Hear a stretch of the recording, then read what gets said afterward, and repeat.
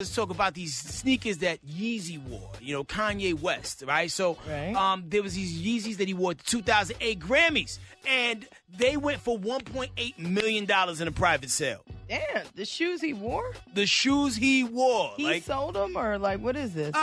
This auction site acquired them, and then after that, they flipped it and then made it bang, right? So it was kind of dope. This company called Rare. So the only other shoes that catch even remotely as much as Kanye's shoes did was Michael Jordan's 85 Air Jordan that he wore during a preseason game in Italy. Wow. So, wow. Who would have ever thought? And, they're not the freshest sneakers. I've seen sneakers that are way fresher than those. So what made these the shoe to have? It's special about these? I guess the fact that Air Yeezy and Nike no longer have a partnership, so that creates more rarity. Value. Yeah, you guys think going on with Adidas, so that's that on that. So big shout out to Kanye West. No telling what he's going to do with the money that he got from that, but man, $1.8 million, that's like cash. Now another person who forked out some cash for something old and retro was rapper Eminem. Now Nas's very first album, Illmatic, very classic piece of hip hop work. He found somebody that was selling one online, still sealed in the wrapper. Paid $600 for that joint right there. That's beautiful.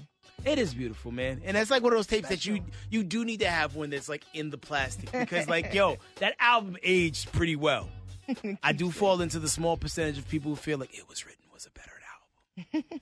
But Illmatic was pretty solid. So you kind of need that, you need one that you play and one that's kind of wrapped away. Right. Another person stepping into this whole NFT space, getting to the bag, is rap group Run DMC. Now they're doing these 35th anniversary edition of the Raising Hell album, and it's redone by this artist who gave it a really fly cover, nice. Right? And for those who don't understand what NFTs are, Jack Harlow did a really interesting job of explaining it one time on an episode of Saturday Night Live. Take a listen, please. If I had to explain NFTs, I'd probably say that, hey, here's the thing about NFTs. It's a non-fungible token, you see. Non-fungible means that it's unique. There can only be one like you and me.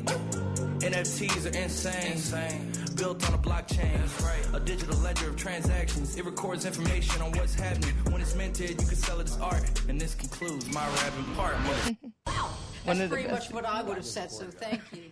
Yeah, I don't know if that's... One of the best examples I've heard. Yeah, I don't know if that completely explains it all the way, but hopefully... It gives you an idea. It gives you a general idea, because I feel like people in the NFT space still don't quite know what the NFT space is doing. It feels like a way richer eBay. I got this thing and I only made one of them. I want to sell it to you. It's eBay, right? It's an auction. Yeah. But Eminem is also stepping into the NFT space as well. He teamed up with Nifty Getway for this thing called ShadyCon, and he'll do instrumentals, Eminem comics, and action figures. But how can you NFT an instrumental? If the beat's the beat and I send you the beat and copy the beat, it's multiple copies of the beat. So we dubbed the NFT. Yeah, listen. You got NFT bootleg. It's so confusing about the space. Yeah, it's an interesting space.